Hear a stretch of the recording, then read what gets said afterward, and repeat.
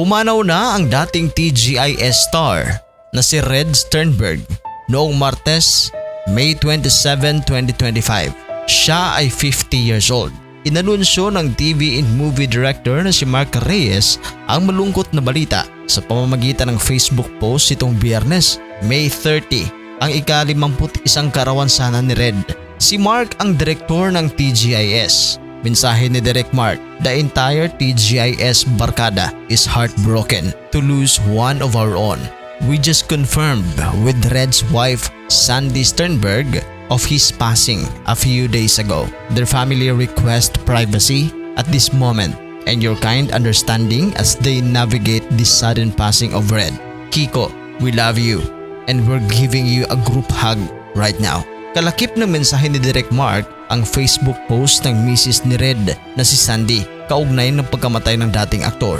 Ayon kay Sandy, biglaan ang pagkamatay ni Red ngunit hindi niya binanggit kung ano ang sanhi nito. Naulila ni Red ang kanyang misis at ang kanilang 3 anak. Si Red Sternberg ay bahagi ng cast ng weekly youth-oriented series na TGIS na umere sa GMA7 mula 1995 hanggang 1999. Ginampanan niya rito ang role na Kiko, ang pinakamakulit sa magbabarkada.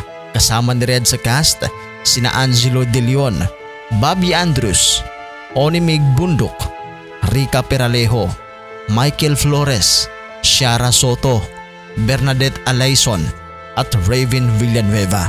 Naging contract star si Red ng Viva Films kung saan kagawa siya ng ilang mga pelikula, kabilang na dito Ang Takot Ka Ba sa Dilim 1996, Where the Girls Are 1996, TGIS The Movie 1997, Laging Naroon Ka 1997, Silaw 1998, It's Cool Bukol 1998, Sumigaw Ka Hanggang Gusto Mo 1999 at My Pledge of Love 1999.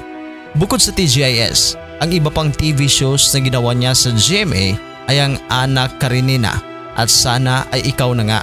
Hindi nagtagal ang showbiz career ni Red dahil nagdesisyon siyang manirahan sa Amerika kung saan nagtatrabaho at bumuo ng kanyang sariling pamilya. Para sa inyong reaksyon, maaari kayong mag-comment sa ating comment section. At sa mga hindi pa nakapag-subscribe, huwag kalimutan na mag-subscribe sa Showbiz Caster. Maraming salamat po.